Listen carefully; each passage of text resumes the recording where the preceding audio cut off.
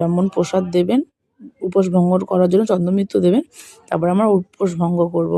তো কালী পুজো কিন্তু আজকের থেকে না, আমি কালী পুজো ক্লাস 7 থেকে করে এসেছি, ঠিক আছে। আমি অনেক ছোটোবেলা থেকে কালী পুজো করি। মা কালীকে আমার জানো তোমরা, আশা করি আগের ভিডিওটা দেখেছো। মানে আমি খুব মন থেকে ভালোবাসি ওনাকে, খুব মন থেকে চাই। এই দেখো ঘুমটা দিই, কারণ সবাই বললো যজ্ঞ সময় নাকি ঘুমটা দিয়ে বসতে হয়, ঠিক আছে। তো সবাই ঘুমটা দিয়ে বসেছি। এই পাশেই একটা দিদি, ইনিও খুব ভালো, সবাই মিলে। আমি কিন্তু কোনো দিন না মানে এদের সাথে প্রথম এখানে গেছি, আমি প্রথম পুজো করলাম আমাদের মানে পাড়ার শ্বশুরবাড়ি পাড়ার ক্লাবে। এর আগে আমার বাপের বাড়ির ওখানে পুজো করেছি। নতুন দেখে কথা বলছি, ঠিক আছে। সবাই বেশ ফ্র্যাঙ্কলি মিশতে পারছে, আর আমি একটু সবার সাথে মিশতে ভালো করি। আর এটা হচ্ছে সঙ্গীতা, আমার মানে আমার বান্ধবী।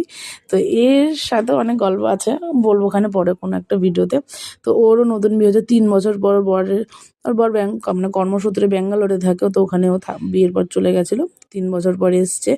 আমি বলছি তোকে পুরো নতুন বই লাগছে রে, সেজে যে গুজেছে, তাই না, খুব ভালো লাগছে মিষ্টি। আর ওর মুখটা ছোট্ট গোল, তো আরও বেশি মিষ্টি লাগছে।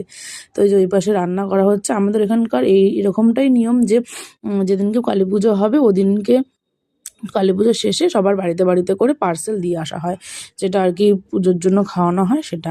তো ওইটাই হয়। তো যাই হোক, এই যে তারপরে আমি বাড়ি চলে এসেছি। বাড়ি চলে এসে শাড়ি ফাড়ি সব খুলে ফেলেছি, প্রচণ্ড টায়ার্ড লাগছিলো। আমার পেটে একটুখানিও খিদে ছিল না। বাবা যে চন্দ্রমিত্র দিয়েছে ওটা দিয়ে আমার উপোস ভঙ্গন করেছি আমি। আর একটুখানি এটা ভোগের প্রসাদ দিয়েছিল, ওটা নিয়ে এসেছি। একটুখানি খেয়েছি ভোগের প্রসাদ, বেশি খাইনি। আর একটু সন্দেশ খেয়েছিলাম, ব্যাস। আর কিচ্ছু খাইনি গো, কারণ উপোসের পর না কিছু খাওয়া যায় না। আমি খালি জল খেয়েছি, এত জল তেষ্টা পাচ্ছিল। আর কালী পুজোর সময় প্রচণ্ড গরম ছিল, আমি ভেবেছিলাম মনে হয় ঠান্ডা থাকবে, কিন্তু না, প্রচণ্ড গরম ছিল। এই যে আমি এখন প্রসাদটা খেয়ে নেব। আর তারপরের দিন আমি বাড়ি গেছিলাম। আর আমাদের ঘরের পেছনে পুজো হয়।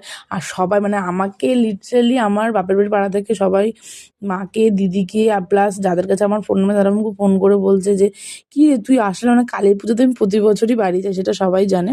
কালী পুজোর দিন না বাড়ি, পরের দিন যাবে। আর কালী পুজোর দিন হলেও তোমার রাত করে, কারণ বাতি ধরানোর একটা ব্যাপার আছে, বাতি ধরিয়ে এটা, যাই হোক আমি একটা বাড়ির বউ, আমার তো এইসব নিয়মগুলো পালন মানে করা উচিত আর কর্তব্য আমার, তাই না। এই কারণে তো ওই করে যাই। কিন্তু এই বছর জানি তো সবাই আমাকে ফোন করেছে, সবাই মিস করেছে আমাকে। আমি বলেছি যে আমি এই বছর এখানে পুজো করেছি, তো ওই জন্য যেতে পারিনি। তো পরের দিন যাওয়ার পর সবাই জিজ্ঞাসা করছে আমাকে, জানো না, কী রে তুই কেন আসিসনি, তুই কেন আসিসনি। তো সবাইকে বললাম, আমি বলতে বলতে মানে বিরক্ত হয়ে গেছিলাম। এত মানে সবাই ভালোবাসে আমাকে, এই কারণেই জিজ্ঞাসা করেছে, তাই না।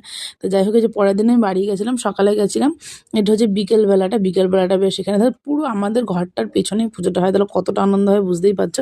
আমাদের এইখানে একটা পুজো হয়, আর একটা পুজো হয় মানে ওই দিকটাতে, ওই